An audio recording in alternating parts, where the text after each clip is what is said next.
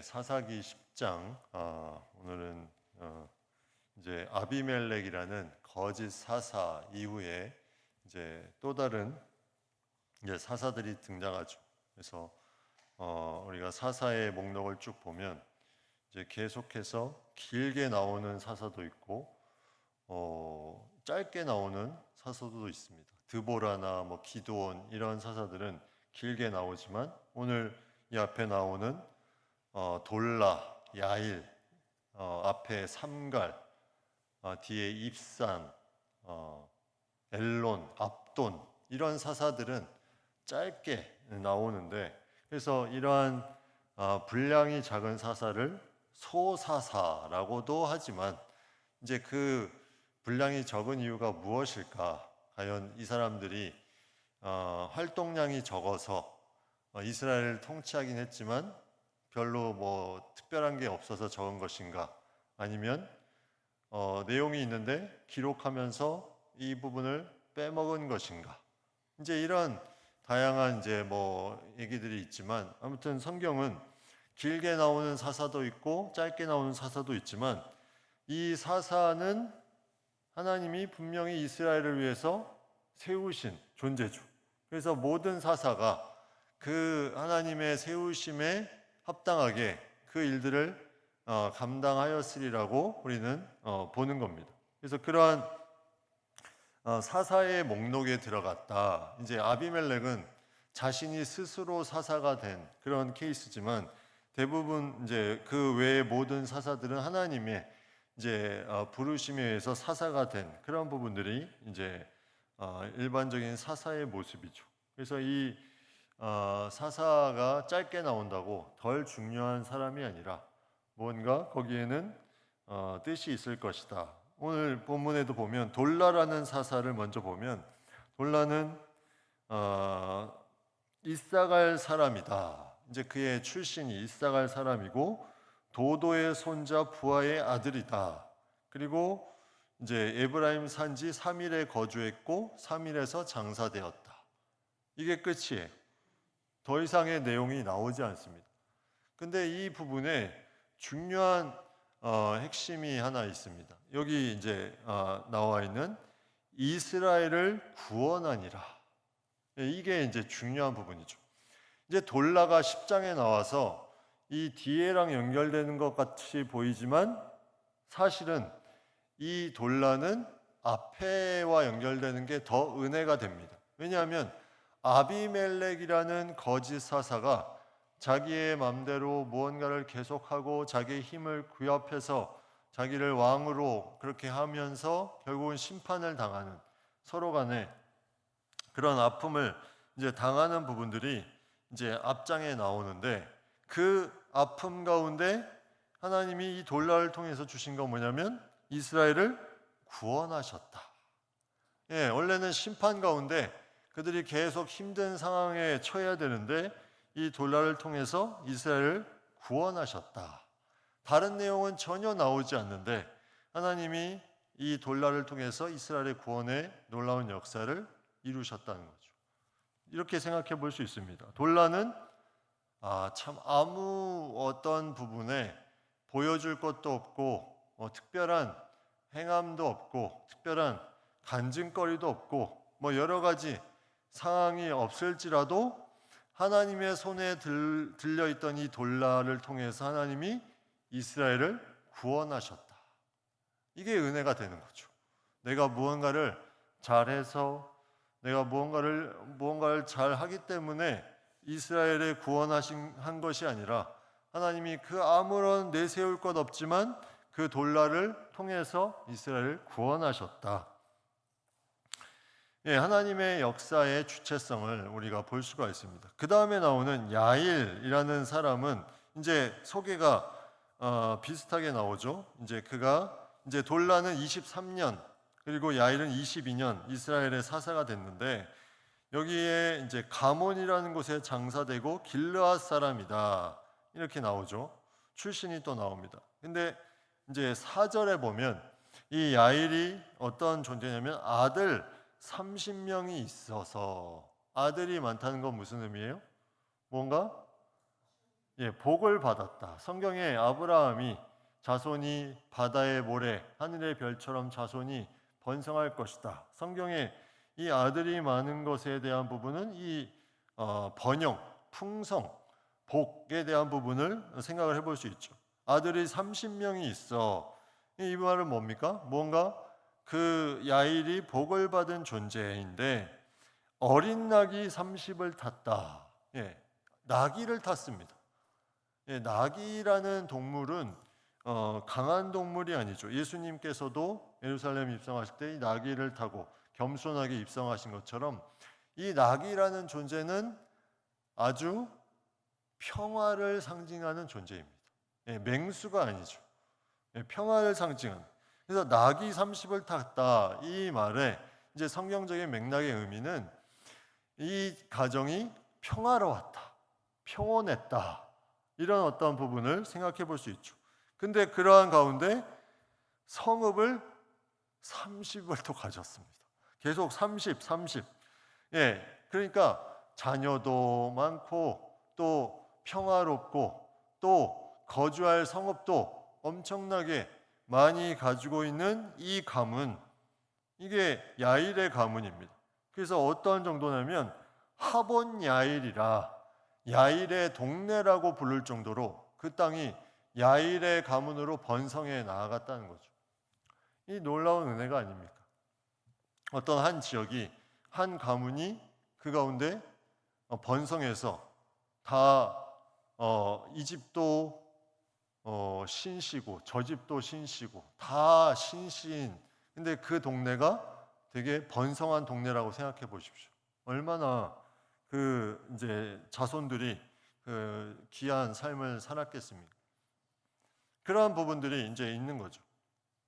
제가 이걸 보면서 예전에 어디 한 지역에 갔던 게 생각이 났어요. 거기에 이 비슷한 상황이 있는데 이제 어디서 오는 길이었는데 가평 쪽에 에덴이라는 그 지명이 너무나 많이 보이는 곳이 있었는데 거기에서 하루를 좀 너무 늦어가지고 자야 되겠다 해서 에덴, 정확한 지명은 호텔 이름 기억이 안 나는데 에덴 호텔인가 아무튼 거기서 이제 이렇게 거룩한 이름을 가진 호텔이니까 한번 여기서 묵고 가야 되겠다 해서 거기서 묵고 나와서 아침에 주변을 돌아봤는데 다 에덴이에요. 뭐 주유소도 에덴, 식당도 에덴, 뭐 주차장도 에덴. 여기가 뭘까? 나중에 너무 궁금해서 검색을 해봤더니 거기가 뭐겠습니까? 이단이 운영하는 마을이었어요. 다 에덴입니다. 그러니까 이름이 좋다고 이게 넘어가면 안 돼요. 이단이 운영하는 호텔에서 하루 자본 거죠. 그래서 이런 마을에 대한 부분이 어떤 한 부분에 자신의 어떤 영역이 있다는 것은 첫 번째는 하나님의 복을 이게 중심이 하나님이면 하나님의 복을 누릴 수 있는 부분이 있지만 그 반대로 그렇지 않은 경우에는 자기의 영역을 표시하는 부분이 될 수 있는 거죠. 하본 야일이다. 근데 오늘 본문에는 상당히 중요한 메시지를 줍니다. 그 메시지가 뭐냐면 성읍 30을 가졌는데 또 아들 30명이 있는데 나귀 30을 탔다. 그러니까 이 부분은 겸손함의 어떤 하나님이 주시는 복에 대한 부분을 우리가 볼 수 있습니다. 야일은 그만큼 그가 번성했지만 어떤 전쟁이나 그런 야욕이나 이런 것이 있는 것이 아니라 그가 평안함 가운데 이 땅을 다스리는 사람이었다. 다시 말하면 이 야일도 마찬가지로 자신이 무언가를 쟁취하고 얻으려는 사람은 아니었지만 그 가운데 하나님이 복을 주셔서 이 이스라엘을 다스리는 그런 사람으로 세움을 받고 그가 22년 동안 이스라엘을 다스려 나아갔다는 거죠. 합하면 몇 년입니까? 앞에랑 45년이죠. 23년, 22년. 45년. 그러니까 이 하나님의 그 놀라운 역사가 아비멜렉 뒤에 돌라와 야일이 있는 것은 아비멜렉의 그 나쁜 행동, 자신의 교만함, 그리고 자신의 세력을 키우려는 그 야욕, 이것을 누구를 통해서 하나님이 준비하셨냐면 아무런 힘도 없는 아비멜렉처럼 자신이 가시나무인데 내 안에 다 들어와야 내가 이것을 다스릴 수 있도록 너희가 내 말에 다 순종하라, 이게 아니라 그냥 겸손하게 섬겼던 그 사람들을 사사로 세우면서 하나님이 다스리는 이 땅은 바로 이러한 하나님의 마음을 가지고 나아가는 사람들이 다스리는 것이다. 그리고 아비멜렉을 통해서 어려움을 처한 이스라엘을 위해서 하나님이 준비하신 사람은 계속 있었다. 이거를 사사기에서 말씀하고 있습니다. 하나님이 그 심판에 처하는 이스라엘 사람들 그냥 두지 않고 거기에 돌라와 야일을 준비시키신 거죠. 그래서 하나님의 놀라운 구원의 역사가 이 45년의 돌라와 야일을 통해서 회복됩니다. 회복. 네. 아비멜렉이 이 망쳐놓은 3년간의 그 아비멜렉의 통치의 기간에 이 어려움에 처했던 이스라엘이 다시 돌라와 야일을 통해서 회복되는 놀라운 역사가 나타나죠. 그런데 이제 그 다음이 또 문제입니다. 6절에 보면 사사기의 순환적인 역사, 뭐가 나올까요? 다시 여호와의 목전에 악을 행하였다. 다시 여호와의 목전에, 다시 악을 행합니다. 이게 이제 사사기의 순환적인 역사죠. 다시 죄를 범하며 악을 범하며 나아갑니다. 이 오늘 다시라는 말에 좀 초점을 둬야 되는데, 다시 내가 똑같은 죄를 범하였다. 다시 똑같은 악을 행하였다. 이 다시가 악한 것에 나오면 상당히 이 기분이 좋지 않습니다. 안 좋은 말이죠. 근데 반대로 다시 내가 기도했다, 다시 도전했다, 다시 시도했다, 이렇게 좋은 말이 나오면 다시는 좋은 말이죠. 근데 오늘 본문에는 다시가 이제 이스라엘 백성이 행한 악에도 나오지만 뒤에 보면 하나님도 이 다시에 대한 부분을 언급하는 내용이 나옵니다. 그 말이 어디에 나오냐면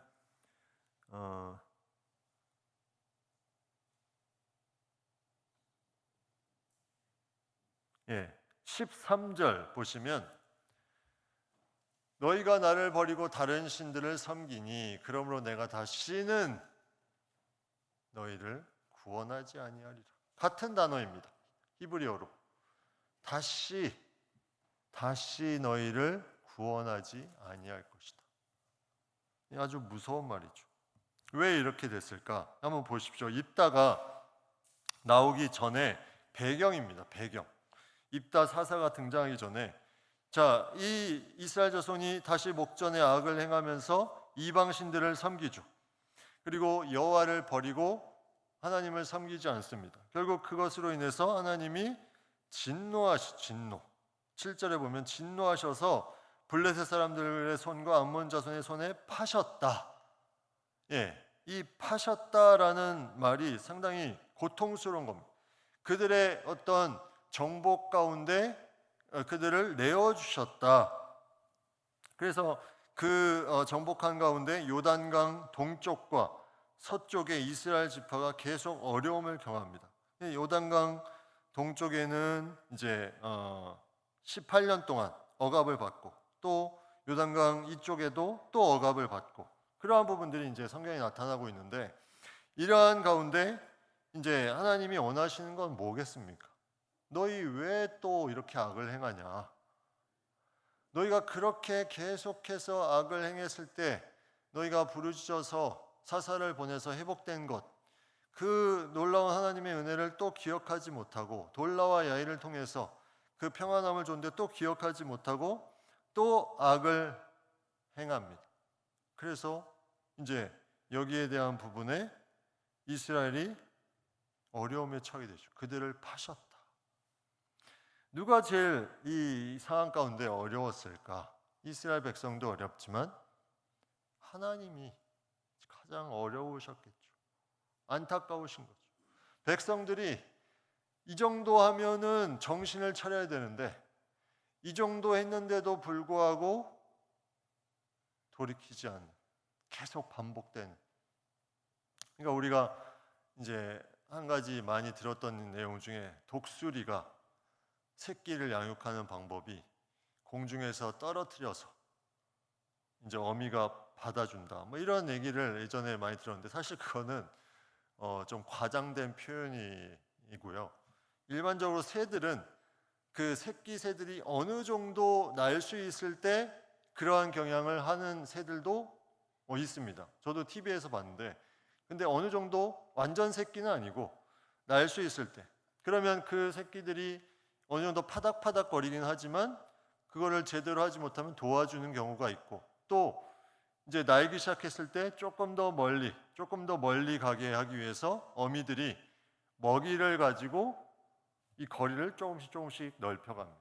그러면 새들이 이제 조금씩 넓힌 그 거리를 날면서 이제 제대로 날게 되는 거죠. 그런 훈련과 연습. 근데 이스라엘 백성들은 이러한 그 독수리의 그런 보호하심과 같이 자연 속에도 없는 그런 하나님의 전적인 보호하심으로 그들을 구원해 주셨는데도 불구하고 그들은 여전히 어떤 상태예요? 날지 못합니다. 계속 그 안에서 푸드득 거리고 있는 거죠. 그거를 계속해서 역사 가운데 보여줌에도 불구하고 그들이 그 안에 이것이 훈련되고 연습되지 않고 계속 반복되는 자신들의 어떤 추락이 계속 그 가운데 경험되어지고, 또 그러다 보니까 다시 새끼인 것처럼 부르짖습니다. 똑같이. 분명히 이제는 날아야 되는데 여전히 부르짖는 새끼의 모습을 가지고 있어요. 이 신앙의 성장이 없는 거죠. 그러니까 하나님이 무언가 연습하고 훈련하실 때 우리에게 많은 시련과 많은 어떤 어려움 속에서 이러한 성장의 어떤 부분들을 훈련시키는 부분들이 있는데, 그것을 또 원점으로 만들어 놓는 그런 인간의 상태, 이게 바로 사사기의 인간의 연약함을 보여주고 있습니다. 그러면 우리는 그러한 모습을 통해서 날아가야 되잖아요. 이제는 하나님을 의지하고 믿음으로, 지금 이러한 상황인데 예전에 하나님 이렇게 구해 주셨죠. 그러면 날아갈 수 있어야 되죠. 근데 여전히 둥지에서 다시 어미새를 찾습니다. 먹이를 갖다 달라, 살려달라. 그래서 오늘 본문에 그 내용이 나오죠. 여기 이제 계속 어려움에 처했더니 10절에 보면, 9절에 곤고가 심하니까 10절에 뭡니까? 여호와께 부르짖었다. 이게 바로 아직 새끼의 그 성장을 벗어나지 못한 계속 반복되는 그런 새의 모습으로 부르짖습니다. 자, 이제 부르짖으면 어떻게 해야 돼요? 하나님이 누구를 보냈습니까? 사사를 보내야 되죠. 근데 오늘 본문은 다릅니다. 오늘 본문은 달라요. 어떻게 다르냐면, 이제 말씀이 어떻게 되냐면, 그들이 부르짖으면서 바알들을 섬겨서 주께 범죄하였나이다 했을 때 하나님이 말씀하신 11절과 12절 보십시오. 거기에 7 나라가 나옵니다. 애굽, 아모리, 암몬, 블레셋, 그리고 12절에 시돈, 아말렉, 마온. 이 7 나라에서 너희가 압제를 받을 때에 내게 부르짖어서 너희를 구원하지 아니하였느냐? 7번 구원했다. 그리고 이 입다 전에 사사가 7명이 나옵니다. 7이라는 숫자, 우리가 잘 아는 완전수죠. 하나님의 구원의 역사가 완전하게 이루어지는 이 부분에 너희는 똑같이 죄를 범하고 있다. 새끼 새처럼 다시 둥지에서 어미에게 부르짖고 있다. 날라야 되는데 여전히 오랜 세월이 지났음에도 그냥 그 상태 그대로. 그래서 우리의 신앙은 유지한다고 생각하지만 사실 훈련과 연습이 없으면 유지되기가 쉽지 않습니다. 본인은 유지라고 생각할 수 있지만 그 유지되기가 쉽지 않은 게 주변 환경은 점점 바뀌거든요. 강해지거든요. 어미새가 오는 환경이 막힐 수도 있어요. 근데 본인은 유지라고 생각해요. 이게 우리의 신앙이 점점 퇴보하는 길입니다. 내가 어떠한 신앙 가운데 훈련과 연습이 없이 그냥 유지한다고 생각하는 그 생각 자체가 나의 신앙을 퇴보시키는 길이라는 거죠. 이스라엘 사람들은 그 어떤 믿음의 훈련과 연습 가운데 그들이 성장할 수 있는 많은 여지를 하나님이 주었음에도 불구하고 7번 완전수를 보여주면서 각 나라에서 구원하신 그 역사를 말하는 것을 통해서 깨달음을 주심에도 그들이 그렇게 하지 않았을 때 뭐라고 말하냐면 13절 아까 얘기했던 내가 다시는 너희를 구원하지 아니하리라. 이 말은 뭐예요? 이제 너희를 유기시키겠다. 왜? 그렇게 완전하게 구원의 역사를 손길을 내밀었음에도 불구하고 전혀 그 마음의 반응이 없는 그 상태. 이게 우리가 많이 다루는 로마서 1장 28절 말씀. 하나님 마음에 두기를 싫어하며 하나님께서 그들을 상실한 마음대로 내버려 두사 합당하지 못한 일을 하게 하셨다. 유기함, 유기. 그 마음의 악함을 보시고 이제 다시는 너희를 구원하지 않으라. 너희 구원해봤자 또 똑같이 죄를 범하니까 그냥 이제는 알아서 그냥 두는 거죠. 여기에 하나님의 아픔을 느껴야 됩니다. 여기에 하나님의 아픔. 하나님이 그렇게 7번이나 사사의 역사 또 이방 민족들에게서 구원받는 역사를 보여주셨음에도 불구하고 돌이키지 않는 백성들에 대한 하나님의 아파하는 마음이 여기에 담겨 있습니다. 다시는 너희를 구원하지 아니할 것이다. 그러면서 뒤에 14절에 아주 재밌는 말씀을 합니다. 하나님이 뭐라고 말씀하냐면 가서 너희가 택한 신들에게 부르짖어 너희의 환난 때에 그들이 너희를 구원하게 하라. 하나님이 너희들 이방신 잘 섬겼지? 자, 이제 가서 그들에게 부르짖어. 그리고 너희의 환난을 도와달라고 외쳐라. 이 말은 하나님이 이스라엘 백성이 부르짖는 것이 정말 그들이 마음속에 가지고 있는 그 아픔을 토하는 것이 아니라 너무나 힘드니까 이 상황을 벗어나고자 하는 그 마음만 가지고 있는 그 중심을 보신 거죠. 그런 마음으로 부르짖을 거면 저기 가서 우상들에게 똑같이 부르짖어. 그런 정도로 부르짖어서 하나님이 거기에 대해서 응답하시지 않는 그런 엄중한 하나님의 말씀을 여기서 말하고 있습니다. 오죽하면 너희가 택한 신들에게 부르짖어 환난을 피해라. 이 반어법이죠. 너희의 삶의 모습이 지금 이 지경이다. 이것을 말하고 있습니다. 그래서 그러한 하나님의 마음을 전하면서 다시는 너희를 구원하지 아니할 것이다. 과연 하나님이 다시는 너희를 구원하지 아니할 것이다. 이 말을 진심으로 했을까? 하나님의 진심으로 이걸 했을까? 그러니까 하나님도 여기에 하나님의 공의와 하나님의 사랑이 계속 이제 갈등을 일으키는 부분들이 이제 여기서부터 나옵니다. 15절 보시면 이스라엘 자손이 그 말을 듣고 다시 그들이 회개하면서 말합니다. 우리가 범죄하여 싸우니 뭐라고 말하냐면 주께서 보시기에 좋은 대로. 이 말은 주님 하고 싶으신 대로 다 우리에게 행하시옵소서.